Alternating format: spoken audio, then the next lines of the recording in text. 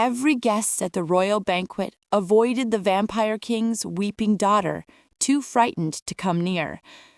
The waitress violated every protocol when she knelt down and gently dried the child's tears. What she couldn't have known was that this single gesture of kindness awakened a dormant power in her bloodline, and the king has kept her in the palace ever since. The chandeliers above the crimson court bathed the ballroom in red light, their crystals fashioned from frozen blood that remained perpetually solid. Laya had learned not to stare at them for too long. 3 months into this job, and she still couldn't adjust to the way they seemed to pulse like living hearts. She moved between tables with practiced silence, refilling goblets with dark wine that carried a metallic, unsettling scent. The immortal nobles barely acknowledged her presence. To them, humans were simply furniture that happened to move. "More bread for table 7, Marcus," the head server said, pushing a basket into her hands. "And avoid eye contact. Lord Vesper filed a complaint about you last week." Laya nodded, keeping her gaze lowered. Eye contact was interpreted as a challenge among vampires. A human who made eye contact risked losing far more than employment. The hall hummed with political intrigue. Someone had betrayed someone in the southern provinces. A trade route had been commandeered. Accusations flew like daggers across the tables, though everyone maintained smiles that revealed their sharp teeth. At the hall's far end, upon an elevated dais of black marble, sat King Darius himself. Laya had only glimpsed him from afar before. He looked precisely like the portraits, pale skin that appeared carved from moonlight, dark hair swept back from a face too beautiful to seem entirely human, and eyes that held centuries of ennui. He wore black and crimson robes that likely cost more than her entire village had earned in a decade. He wasn't eating. He wasn't even pretending to hear the ancient vampire whispering beside him. He simply stared ahead with the expression of someone who had witnessed this identical night 1,000 times.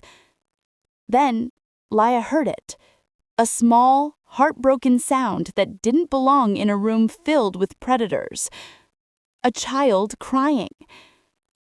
She turned her head slightly, searching for the source. There, at the edge of the dais, partially concealed by the king's throne, sat a little girl. She couldn't have been older than 6, with pale blonde curls and a black velvet dress that matched her father's robes. She clutched a stuffed bat toy to her chest, and silent tears streamed down her cheeks. The entire hall had fallen still. Laya realized with creeping dread that every vampire in the room had noticed. They stood frozen, goblets suspended halfway to lips, conversations dying mid-sentence. But no one moved. No one approached. They simply stared at the crying princess with expressions ranging from fear to revulsion to carefully neutral indifference. Even the king showed no reaction. He sat perfectly motionless, though his jaw had tightened almost imperceptibly. They're all too terrified, Laya realized. No one dares approach a royal vampire, not even to comfort a child. The little girl's shoulders trembled. Fresh tears spilled down her cheeks, and she made that sound again, a soft, devastated whimper that reminded Laya painfully of her youngest sister. She didn't think. Thinking would have stopped her. Laya set down her tray and crossed the ballroom floor. The whispers began immediately, sharp and hissing like steam escaping a kettle. Someone grasped at her sleeve, but she pulled free. Marcus's voice cut through the silence. "Stop! You can't—" But Laya was already ascending the 3 steps to the dais. The king's eyes shifted to her. Up close, they weren't simply dark. They were bottomless, like gazing into deep wells where something ancient dwelled at the bottom. For a moment, she forgot how to breathe. Then the little girl sobbed again, and Laya remembered her purpose. She knelt beside Princess Seraphina, pulling a clean handkerchief from her apron pocket. The child looked up at her with red-rimmed eyes that held far too much suffering for someone so young. "Hello there," Laya whispered, keeping her voice gentle and warm. "That's a lovely bat you have." Seraphina blinked, startled that someone had spoken to her. "His name is Shadow," the princess said quietly, her voice barely audible. "Shadow is a wonderful name." Laya gently wiped the tears from the child's cheeks, her touch feather-light. "Do you know what my grandmother used to tell me when I cried?" The little girl shook her head. "She said that tears are simply the heart's way of speaking when words aren't sufficient, and that's perfectly all right. You're allowed to cry." Something shifted in Seraphina's expression, like a door opening just slightly in a locked room. She leaned slightly into Laya's touch, and more tears came, but these seemed different somehow, lighter. That's when Laya noticed the mark on the child's wrist. A black sigil, twisted and sharp like thorns, wrapped around her pale skin. It pulsed with a sickly light, and Laya felt cold simply looking at it. But as she continued wiping the tears away, as she smiled at the girl and adjusted her hair with gentle fingers, something impossible occurred. The black sigil flickered. For just a heartbeat, the edges seemed to fade, turning from ink black to charcoal gray. Laya didn't see it clearly. She was focused on the child's face. But King Darius saw it. His eyes widened and his hand gripped the arm of his throne so hard the wood cracked. "What are you?" he breathed, but the words were too quiet for anyone else to hear. The spell broke when Lady Morgana, the head advisor, swept forward with her crimson gown billowing like blood and water. "Seize her," she commanded, her voice sharp enough to slice glass. "This human has touched the princess. She's violated sacred law." Guards materialized from the shadows, their hands reaching for Laya's arms. But before they could grasp her, Seraphina did something no one anticipated. She wrapped her small arms around Laya's neck and held on tightly. "No," the princess said, her voice stronger than before.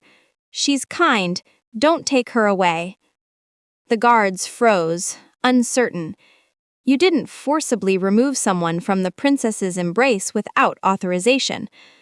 All eyes turned to King Darius.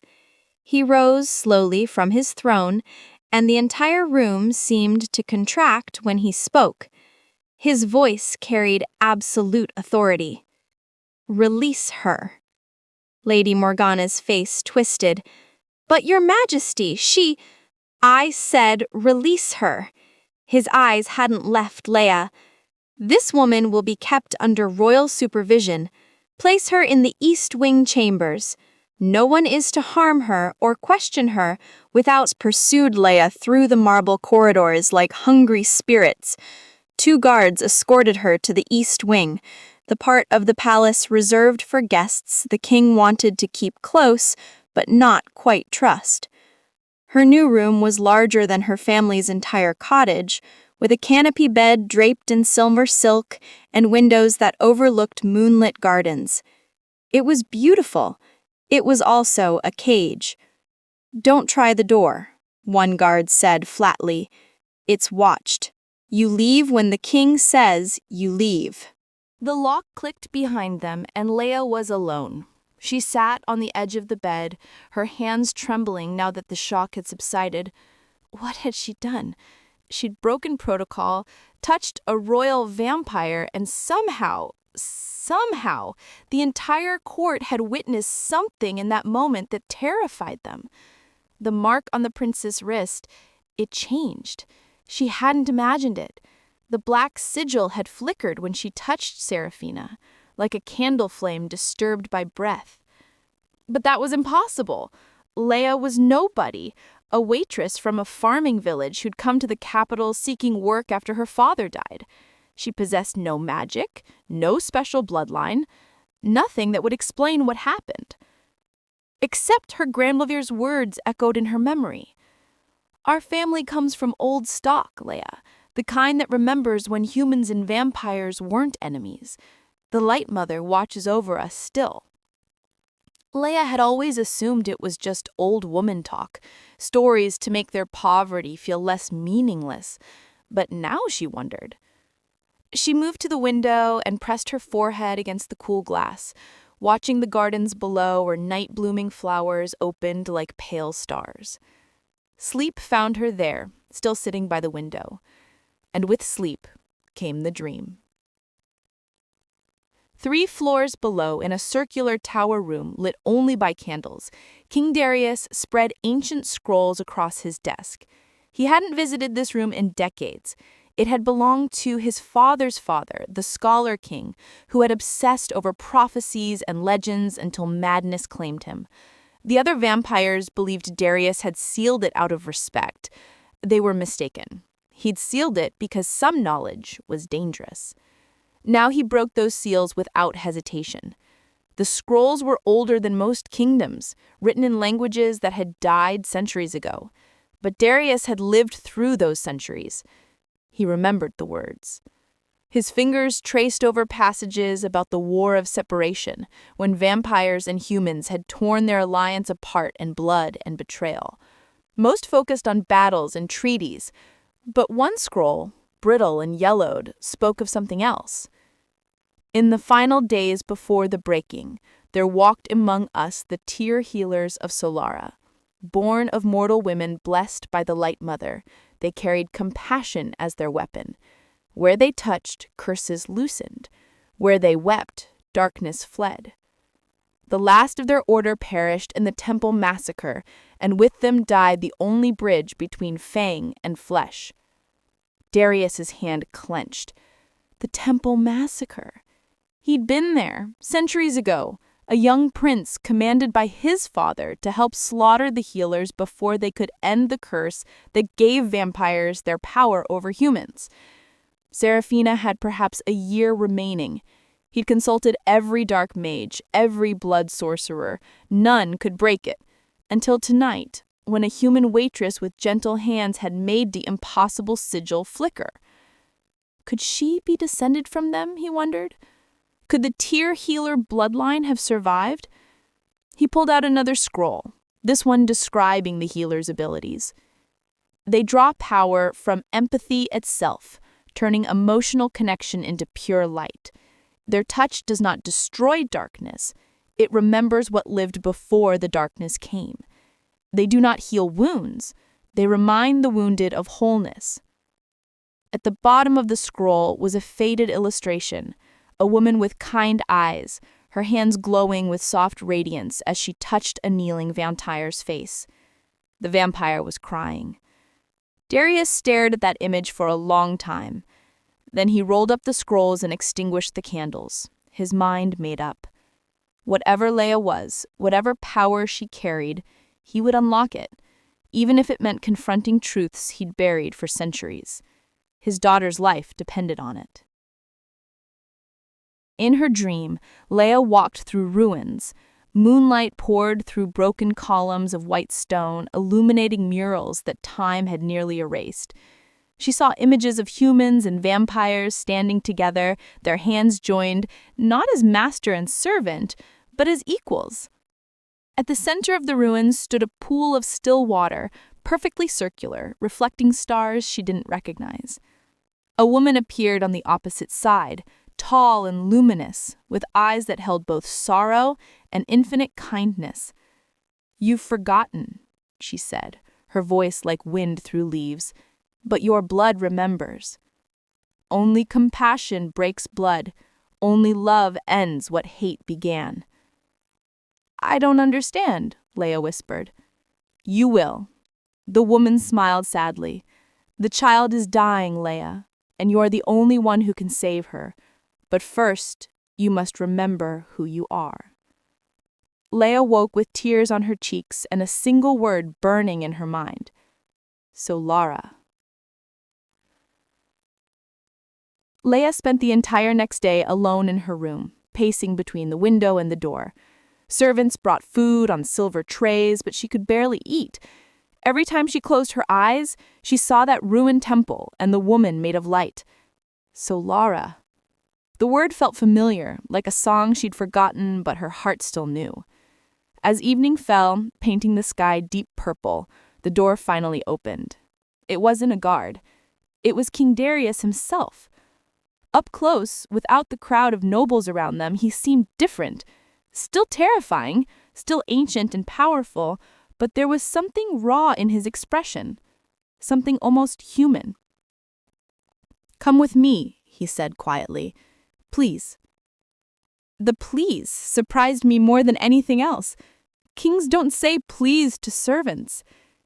He followed him through winding corridors she didn't recognize, going deeper into the palace.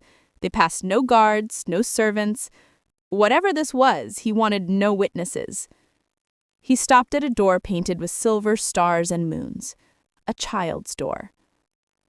"My daughter hasn't laughed in 3 years," Darius said without looking at her. His hand rested on the door handle, but he didn't open it yet. "The curse feeds on joy. Every moment of happiness she feels, it devours. So she stopped feeling happiness altogether. She stopped trying." His voice cracked on the last word, and I saw something I never thought possible. A vampire king on the edge of breaking. "Last night, after you left," she smiled, just for a moment. "It's been so long I almost didn't recognize the expression." He finally turned to face me and his eyes held desperate hope. "I need to know if it was real, if you can truly affect the curse. Will you try again?" Laya's throat felt tight. "I don't know what I did. I don't know if I can repeat it." "Try anyway, please." There was that word again. He opened the door. Princess Seraphina's room was exactly what I expected, filled with toys and books, beautiful tapestries showing fairy tales, a bed shaped like a castle. But the little girl sitting in the middle of it all looked small and gray, like a flower slowly dying in darkness. Until she saw Laya. "You came back!" Seraphina's face lit up. "Father said I might not. He said I shouldn't hope, but I did anyway." Laya's heart squeezed. She crossed the room and sat on the edge of the bed. "Of course I came back. I promised Shadow I'd visit, didn't I?" The stuffed bat sat on the pillow, and Seraphina giggled, a sound like bells that made even the king inhale sharply. "Hold her hand," Darius said from the doorway, his voice carefully controlled, "if you're willing." Laya looked at Seraphina. "May I?" The princess nodded and extended her small hand, the one with the black sigil wrapped around her wrist like poisonous vines. The moment their fingers touched, something shifted. It wasn't dramatic. There was no flash of light, no thunderclap, but Laya felt warmth flow through her. The same warmth she'd felt when comforting her siblings, when helping her grandmother tend to sick neighbors, when holding her father's hand as he died. It was the warmth of caring about someone else's pain more than your own comfort. The black sigil began to glow, not with darkness, but with light trapped inside darkness, like stars behind storm clouds. Seraphina gasped. "It doesn't hurt, Papa. It doesn't hurt." And then she laughed. It was pure and bright and utterly joyful, the laugh of a child who'd forgotten what it felt like to be happy. She threw her arms around Laya's neck and laughed until tears streamed down her face. Good tears this time, ones that washed away pain instead of expressing it. Darius made a sound like he'd been struck. He crossed the room in 3 strides and knelt beside the bed, his hand reaching out to touch his daughter's face as if confirming she was real. "Seraphina," he whispered, and his voice broke completely. "I'm okay, Papa," she said, still giggling. "I'm actually okay." For several minutes they stayed like that, father and daughter holding each other, while Laya kept her hand in Seraphina's, maintaining the connection that kept the curse at bay. Finally, Darius looked up at Laya with an expression of wonder and fear. "Guards," he called out. "Leave us. Seal the corridor. No one enters for any reason." Footsteps retreated, and they were alone. "Who are you?" he asked Laya. "Truly." "I'm nobody, just a waitress." "No." He stood, helping his daughter settle back against her pillows. The sigil had faded back to black, but it looked lighter somehow, less solid. "What you just did, it's impossible. Unless—" He studied her face like he was searching for something. "Your family, where do they come from?" "A farming village, 3 days' ride south." "Before that, your grandparents, great-grandparents?" Laya frowned, trying to remember. "My grandmother never spoke much about her past. She was always secretive about it. But she used to pray every morning to someone she called the Light Mother. She'd say our family was blessed, that we had old blood in our veins." Darius went very still. "The Light Mother. You know it?" "I know it," he said quietly. "It's what the Order of Solara called their goddess, the healers who could break curses with compassion alone. They were all killed centuries ago. Or so we thought." "What are you saying?" "I'm saying, Laya, that you might be the last of them, the last tear healer in existence." The words hung in the air like prophecy, and somewhere deep in Laya's chest, something ancient and sleeping began to wake. The dreams came every night after that, growing stronger and more vivid. In them, Laya walked through the same moonlit ruins, but each time she saw more details. The murals on the broken columns showed stories: a vampire child healed by gentle hands, a human village saved from plague by immortal strength, 2 peoples building something beautiful together. Before the breaking, Laya thought in the dreams, somehow knowing the words were true. Before we forgot how to love each other. On the 3rd night, the woman made of light appeared again, but this time she didn't speak. She simply pointed to something carved into the stone floor, a symbol that looked like a teardrop cradled by hands with a sun rising behind it. "Find the truth," the woman whispered as the dream began to fade. "Find yourself." Laya woke gasping. The symbol burned into her mind's eye. She'd spent 3 days in the palace now, mostly confined to her room. Darius visited each evening, bringing Serafina with him. Each time Laya held the child's hand, the princess grew stronger, more alive. The black sigil was definitely fading, not gone, but lighter, like ink washing away in rain. But Darius had said nothing more about the Order of Solara. He watched Laya with careful, calculating eyes, clearly wrestling with some decision he wasn't ready to share. Laya was tired of waiting.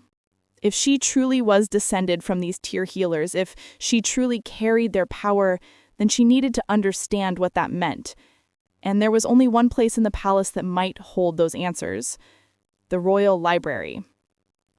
Marcus, the head server, who'd been surprisingly kind to her despite everything, had mentioned it once. 3 floors of books going back 1,000 years. The king never goes there anymore. Says it reminds him of things better left forgotten.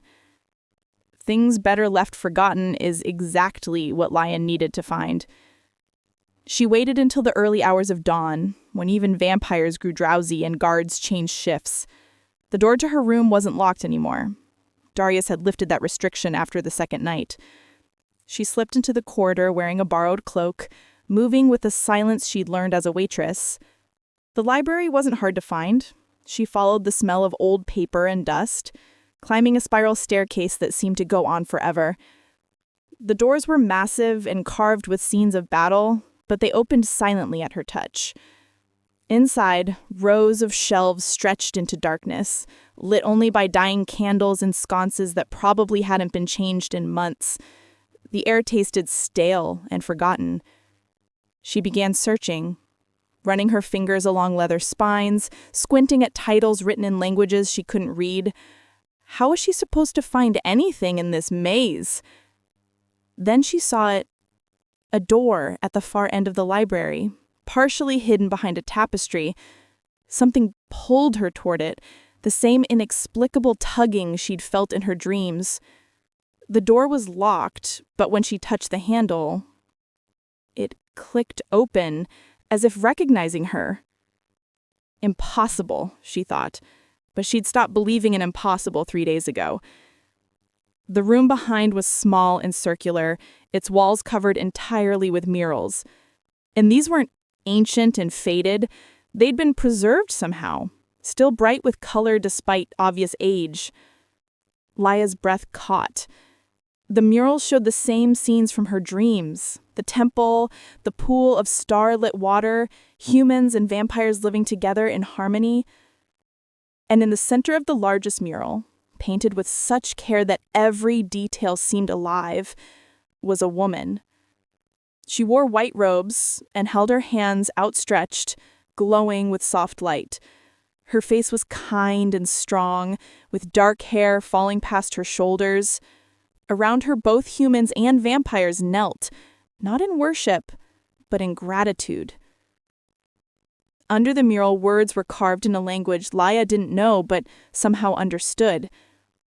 The first oracle of tears. She who remembered love when all chose hate. Mother of compassion, founder of Solara. Laya stepped closer, her heart pounding. The face. It's like looking in a mirror. Not exactly the same. This woman is older, wiser, but the resemblance is unmistakable. The same eyes, the same shape of jaw, the same slight tilt to her smile. "You're the one," Laya whispered to the painting. "You're the one in my dreams." "And you," a sharp voice said behind her, "are somewhere you absolutely should not be." Laya spun around. Lady Morgana, the head advisor, stood in the doorway with 2 guards flanking her. Her crimson dress seemed darker in the candlelight, like drying blood. "The hidden oracle's chamber," Morgana said, her voice dripping with malice. "Sealed by royal decree for 300 years. Only those of the bloodline can open its door." Her smile was all teeth. "You've just confirmed what I feared. You're not just some peasant girl. You're a threat to everything we've built." "I'm not a threat to anyone." "Guards, seize her. The king will want to know that his little experiment has been raiding forbidden—" "The king," Darius's voice cut through the room like a blade, "is already aware." He stood in the main library beyond, his face unreadable, but his eyes found the mural, found Laya standing before her ancestor's image, and something shifted in his expression. Understanding, recognition, and fear.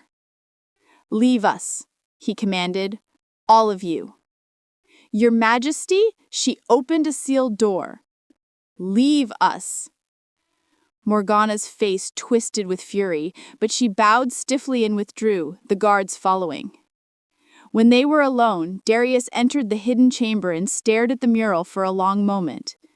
"He painted this," he said quietly, 30 years ago, from memory.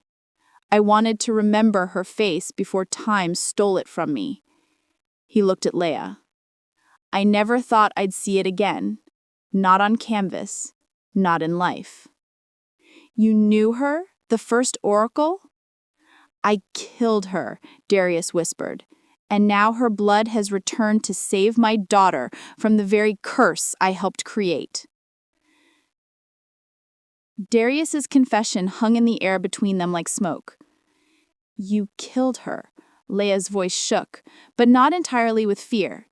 Anger mixed with something deeper, grief for an ancestor she'd never known, rage for a massacre she'd only learned about days ago. "I was young, following orders." Darius stared at the mural, unable to meet Laya's eyes. "My father commanded it. He said the tear healers made us weak, that their compassion was poison to vampire strength. We burned the temple, every healer inside." He paused. "I told myself it was necessary." And now, I would give anything to undo it. His fists clenched. But the past is written in blood, and blood doesn't wash away. All I can do is... The door burst open. Not just Morgana this time. 7 vampires swept into the library like a storm, their formal robes marking them as the Vampire Council, the ancient lords and ladies who governed alongside the king. Lord Vesper led them, his face twisted with contempt. "Your Majesty," he said, the title sounding like an insult. "We must speak now." "This is not the time." "Word has spread throughout the court," Lady Morgana stepped forward, her voice sharp with triumph. "You shelter a human with divine powers, a descendant of the Solara Order, the very bloodline we exterminated to preserve our dominion." Another council member, Lord Theron, pointed an accusing finger at Laya. "She's corrupting the princess, weakening the royal curse that binds our power structure. If the curse breaks, the entire foundation of vampire society crumbles." "My daughter is dying from that curse," Darius said, his voice dangerously quiet. "Then she dies with honor." Lord Vesper slammed his staff against the floor. "Better than that, contaminating our pure bloodline with human sentiment. This girl must be executed immediately, tonight." Laya's blood ran cold. "You will not touch her." Darius moved to stand between Laya and the council, his presence suddenly overwhelming. The temperature in the room dropped 10 degrees. "You are not asking for permission," Morgana hissed. "The council has voted 6-1. The human dies or we remove you from the throne and kill her anyway." "On what grounds?" "Treason, witchcraft, endangering the immortal realm." Lord Vesper smiled coldly. "Pick whichever you prefer for the execution decree." Darius's hand went to the sword at his hip, a weapon Laya hadn't even noticed he was carrying. "I am still your king." "A king who's grown soft," Theron sneered. "Blinded by fatherly love, you would sacrifice centuries of vampire supremacy for one child?" "Yes." The single word silenced them all. "I would burn this entire court to ash for my daughter," Darius continued, his voice carrying absolute certainty. "And if you think you can stop me, then try." The tension crackled like lightning about to strike. Then, from somewhere deep in the palace, a scream shattered the silence. A child's scream, full of agony. "Seraphina!" Darius bolted from the library, Laya racing behind him. The council followed, their threats momentarily forgotten. They found the princess in her room, collapsed on the floor, convulsing. The black sigil had returned with a vengeance, darker than ever, spreading up her arm like poison ivy. Black veins radiated from it, crawling towards her heart. "Papa?" she sobbed, her small body racked with pain. "It hurts. It hurts so much." Laya dropped to her knees beside the child, reaching for her hand. But the moment she touched the sigil, agony lanced through her own body. She cried out but didn't let go.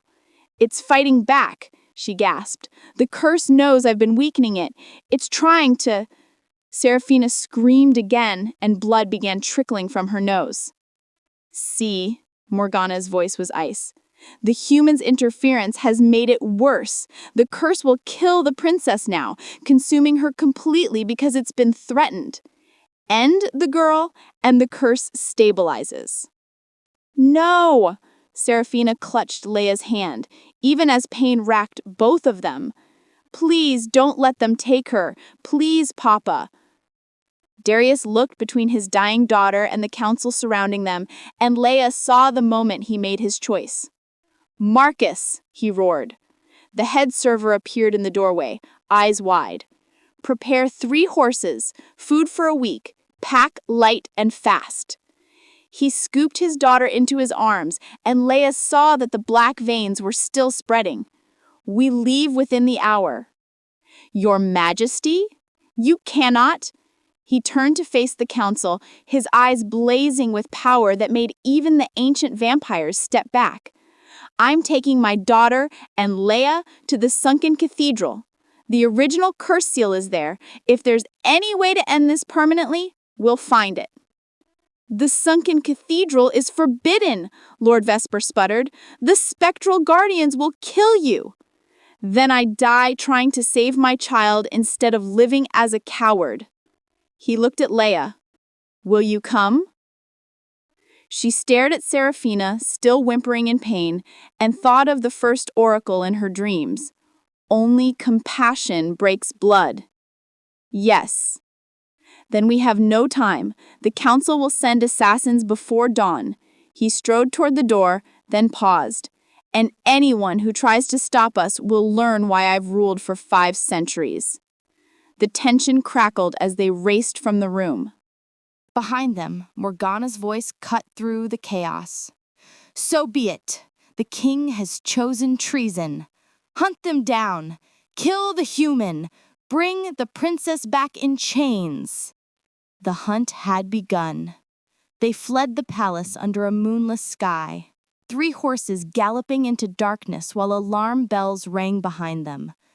Seraphina rode with her father, wrapped in his cloak, her face pressed against his chest. Laya rode beside them, her inexperienced hands gripping the reins too tightly. She'd never ridden a horse before yesterday, when Marcus had given her a frantic lesson in the stables. "They'll send blood trackers," Darius said as they plunged into the forest beyond the city walls. "They can follow our scent for miles. We need to reach the River Sorrows by dawn and cross it. The running water will hide our trail." Laya's thighs already ached from riding, but she pushed the horse faster. Behind them she could hear hunting horns, a sound that made her blood freeze. They rode for hours through twisted trees that seemed to lean in with grasping branches. Twice they heard howls that were definitely not wolves. Once, eyes gleamed red from the underbrush, but Darius simply bared his fangs and the creature melted back into shadow. By the time they reached the river, Seraphina was burning with fever. "The curse is accelerating," Darius said, his voice tight with barely controlled panic. He laid his daughter on the riverbank while Laya collapsed beside them, every muscle screaming. "Being separated from the palace, from the source of vampire power, it's making everything worse. Let me try something." Laya placed her hands on either side of Seraphina's face. The little girl's skin felt like fire. "In my dreams, the oracle didn't just touch. She gave something. Warmth. Light. Let me try." She closed her eyes and thought of everything she loved about this child. Her brave smile, her gentle heart, the way she'd held on to Laya even when everyone else told her to let go. She thought of her own sister at that age, of every child who deserved to grow up without pain. Something stirred deep in her chest, a warmth that grew and grew until it spilled down her arms, into her palms, flowing into Seraphina like water into dry earth. The black sigil began to glow, but this time with golden light pushing back the darkness. Seraphina's eyes fluttered open. "It's warm," she whispered. "Like sunshine. I haven't felt sunshine in so long." The fever broke. The black veins receded slightly. It wasn't a cure. The curse still crawled beneath your skin, but it bought us time. Darius stared at Laya with something like awe. "You're channeling it, the tear healer power. You're actually learning to control it."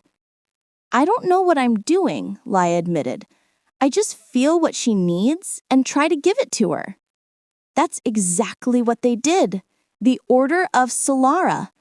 He looked away. "I'd forgotten what it looked like. Real compassion. Not the calculated mercy we vampires practice when it serves us, but genuine care for another's suffering."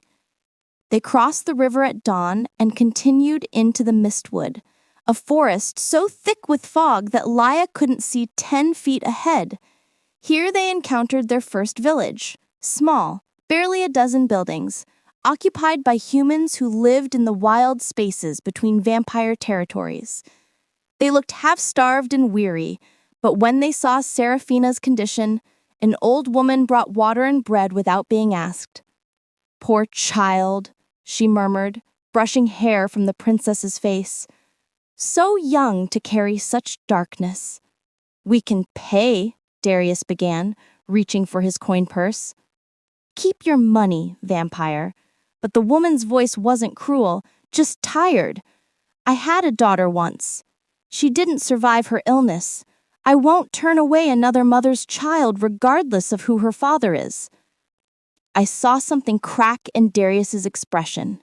He nodded silently, accepting the kindness he likely didn't think he deserved. They rested for an hour before moving on. As they prepared to leave, a boy no older than 12 tugged on Laya's sleeve. "Miss, there are blood trackers 2 hours behind you. I saw them from my tree post. You should hurry." "Thank you," Laya said, pressing a coin into his hand anyway. The boy looked at it, then at Darius. "You're the king, aren't you? I've seen your face on the tax notices." Darius tensed, hand moving to his sword. "I won't tell," the boy said quickly. "My sister says you're cruel, but anyone who runs to save their kid instead of sacrificing them to stay powerful, maybe you're learning not to be." He darted away before Darius could respond. They rode harder after that, Laya channeling warmth into Seraphina every few hours to keep the curse at bay. With each healing, she felt stronger, more certain. The power wasn't foreign anymore. It was waking up, remembering itself through her. On the third night, they helped a traveling vampire merchant whose carriage had broken down. He didn't recognize Darius in his travel-stained clothes, and Laya watched the king work alongside her to fix the wheel, his immortal strength making short work of the task. "You're kind for humans," the merchant said to Laya, assuming Darius was her husband. "And you, sir, are quite strong for a mortal." After he left, Darius was quiet for a long time. "I've ruled for 500 years, he finally said, as they made camp. "I've commanded armies, negotiated treaties, executed traitors. But I've never fixed a stranger's carriage simply because it was the right thing to do. I'd forgotten that was even an option." "It's never too late to remember," Laya said softly. On the fourth day, through the clearing mist, they saw it. The sunken cathedral rose from the earth like a broken prayer, half its towers buried, its walls covered in creeping vines that glowed faintly in the twilight. Around its perimeter, translucent figures drifted, spectral monks still walking their ancient paths, bound to guard the cursed seal even in death. "We're here," Darius whispered. Seraphina stirred in his arms. "Papa, I can feel something old and angry." "The source of the curse," Laya said, that inexplicable knowing rising in her again. They had arrived at the heart of darkness. Now they had to find the light within it. The spectral monks didn't attack immediately. They simply watched as Darius, Laya, and Seraphina approached the cathedral's massive doors. The ghosts' faces held no malice, only infinite sadness, as if they'd been waiting centuries for someone to finally end their vigil. "They're trapped," Laya realized, "bound by the same curse they're guarding." One monk, the tallest, with a face that might have been kind in life, gestured toward the entrance. An invitation, not a threat. The doors groaned open. Inside, the cathedral was both magnificent and heartbreaking. Shattered stained glass littered the floor like fallen stars. Pews had crumbled into dust. But at the far end, somehow untouched by time, stood an altar carved from white stone. Above it, a single beam of moonlight pierced through the ruined ceiling, illuminating a circular seal embedded in the floor. The moment they stepped toward it, Seraphina convulsed. "Papa!" Blood poured from her nose, her ears. The black sigil exploded across her entire body, wrapping around her throat like strangling hands. I can't breathe. No. Darius fell to his knees, cradling his daughter as she seized. Not now. We're so close. Laya rushed forward, but when she tried to channel her warmth, the curse lashed back. Pain exploded through her skull, driving her to the ground. The curse was too strong here, too close to its source. Laya, Seraphina's voice was fading.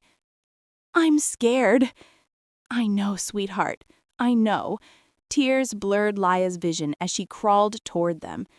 Then, the light came. It bloomed from the altar like a flower opening, coalescing into the form Laya recognized instantly.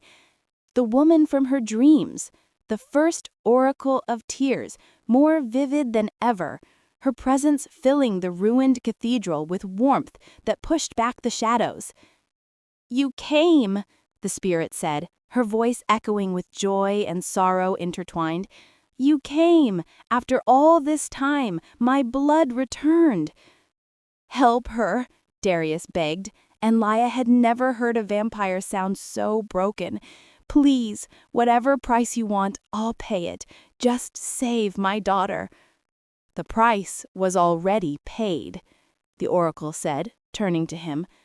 500 years ago, when you burned my temple, when you killed my sisters, when you chose power over love. Darius bowed his head. I know, and I deserve damnation for it. Perhaps, but your daughter does not. The oracle knelt beside Seraphina, her translucent hand hovering over her child's face. Listen well. The curse you think is magic. It is not. It never was. What? Laya struggled to understand. But the sigil, the dark power, are manifestations of something far older than sorcery. The oracle's eyes held ancient pain. The curse was born from vengeance. When you slaughtered us, Darius, one of my sisters survived long enough to speak a dying wish. Not a spell, a truth. She stood, her form flickering like a candle flame. She said, those who rule through fear will feed their children to that fear. Those who choose power over compassion will watch their bloodline consume itself. It wasn't magic, it was prophecy. The universe simply agreed. Darius looked stricken. Then how do we end it? The same way it began, with a choice. One of royal vampire blood and one of Solara descent must share an act of pure compassion, not calculated mercy, not love given expecting something in return, pure, selfless compassion, the very thing that was murdered in this place. Seraphina's breathing grew shallow. The black veins were reaching her heart. We're running out of time, Laya's hands shook. Then choose quickly, the oracle said, beginning to fade. Remember, child of my blood, you cannot destroy darkness. You can only remind it of the light it once was. And she was gone. Laya looked at Seraphina, this little girl who'd done nothing to deserve this fate. She thought of all the children like her, suffering from curses they didn't create, paying for the sins of their ancestors. I understand, she whispered. She crawled to Seraphina and carefully lifted her child's head into her lap. The curse burned against her skin, trying to push her away, but Laya held on. She cradled the dying princess like she'd cradled her own baby sister during thunderstorms, like her mother had once held her. It's all right, she murmured, smoothing Seraphina's sweat-soaked hair. You're not alone. You're never alone. And then, because her heart was breaking for this child, because she genuinely couldn't bear to watch her suffer, Laya cried. A single tear fell on the black sigil on Seraphina's wrist. Where it landed, light bloomed. Blood, Darius breathed, suddenly understanding. It needs blood and tears, vampire and human, power and compassion united. Without hesitation, Darius bit his own palm and pressed it over the place where Laya's tear had fallen. The reaction was instantaneous. Light and shadow exploded outward, not fighting, but merging. Darkness remembering it had once been light, power remembering it had once served love. The black sigil shattered like glass, and where it had been, a new mark appeared. A teardrop cradled by hands with a small sun rising behind it, the symbol from Laya's dreams, the mark of Solara. Seraphina gasped, her eyes flying open, the black veins vanished, color returned to her cheeks. "Papa, it doesn't hurt anymore." Around them, the spectral monks began to dissolve, their faces finally at peace. Their vigil was over. The curse had ended, not with destruction, but with the remembering of what had been lost. The simple, profound truth that compassion was stronger than vengeance, that love, in the end, always won. 6 weeks later, something impossible happened in the vampire lands. The sun rose.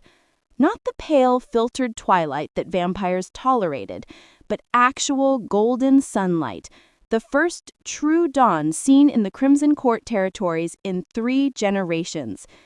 When the first rays touched the palace courtyard, the vampires didn't burn. The ancient purse that had forced them into shadow had lifted with Seraphina's healing, as if the two had always been connected. Darius stood at his window watching light paint the world in colors he'd forgotten existed, and felt something he hadn't experienced in 5 centuries. Hope. In the courtyard below, Seraphina laughed, a sound that had become wonderfully common, as she chased butterflies through the garden. The mark on her wrist glowed faintly golden in the sunlight, no longer a curse, but a reminder, a symbol of the day everything changed. "Your Majesty," Marcus appeared in the doorway, "the representatives have arrived, both delegations." Delegations. Already? I thought we had another hour. They're eager, sire. Word of the Unity Council has spread far. Everyone wants to see if it's real. Darius smiled slightly. Then let's not keep them waiting. The grand hall had been transformed. Gone were the chandeliers of frozen blood crystals, replaced by ordinary candles and oil lamps. The throne remained, but beside it now sat 2 additional chairs, one for the human representative, one for the newly appointed High Oracle of Unity. Laya still wasn't used to that title. She stood in her chambers, no longer the servants' quarters, but rooms befitting her position, adjusting the white robes that felt too formal, too important. The symbol of Solara was embroidered over her heart in gold thread. "You look terrified," Seraphina said from the doorway, grinning. The princess visited her every morning now, sometimes for lessons, sometimes just to talk. "I am terrified," Laya laughed shakily. 6 weeks ago, I was serving wine. Now I'm supposed to teach vampire and human healers how to channel compassion into power? What if I can't do it? "You'll do it the same way you saved me." Seraphina took her hand, the gesture now familiar and comforting. "By caring more about helping people than about being afraid." Wise words from a 6-year-old. Together, they walked to the grand hall. The gathering was unlike anything Laya had seen. 50 representatives filled the room. 25 vampires, 25 humans, all seated together at long tables. No separation, no hierarchy. When Darius had issued the decree reforming the Crimson Court into a council of peace, half of his own advisors had resigned in protest. Lady Morgana and Lord Vesper had fled to the southern territories, gathering those who refused to accept the new order. There would be resistance, perhaps even war eventually. But today, In this room, peace was possible. "Welcome," Darius said, his voice carrying authority that no longer relied on fear. "We gathered today not as masters and servants, but as two peoples learning to remember what we once knew, that our strength lies in unity, not domination." He gestured to Laya, who stepped forward, her heart pounding. "The High Oracle of Unity will now explain the healing programs we're establishing in both territories." Laya took a breath and began. She spoke of training centers where humans with Solera blood, and they'd found 12 so far. Descendants who'd hidden their gifts would teach empathic healing. She explained how vampire strength and human compassion could work together, each complementing the other. As she spoke, she saw skeptical faces gradually soften. Not everyone. Some vampires still sneered. Some humans still flinched when vampires moved too quickly. But it was a start. After the formal speeches ended, the real work began. Committees forming, resources being allocated, tentative handshakes between ancient enemies. Laya moved through the crowd, answering questions, demonstrating small healings, showing both peoples that compassion wasn't weakness.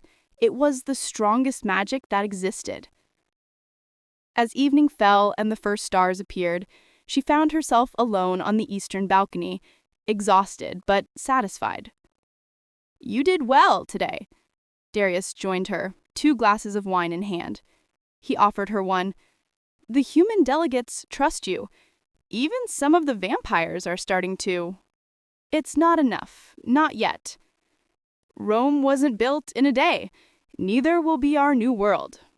He looked out over the city, where lanterns were lighting in both vampire and human districts. "I've made many proclamations today, but there's one I wanted you to hear first." He turned to face her fully. "I'm changing the kingdom's motto. The old one was power through eternity. The new one will be power is eternal only when compassion guides it." Laya felt tears prick her eyes. "The first oracle would approve." "I hope so. I hope she—" He stopped, staring at Laya's face. "What? What is it?" "Behind you," he whispered. Laya turned. There, faint as moonlight, the spirit of the first oracle stood at the balcony's edge. She wasn't solid, more like a memory given temporary form, but her smile was radiant and real. She looked at Laya with infinite pride, then at Darius with forgiveness he never thought he'd receive. And then she spoke, her voice barely a whisper on the wind. "The curse ended the moment you wiped her tears. Everything else was just the world catching up to what compassion had already made true." And with that, she faded, her purpose fulfilled, her vigil finally over. Laya touched her cheek and found it wet.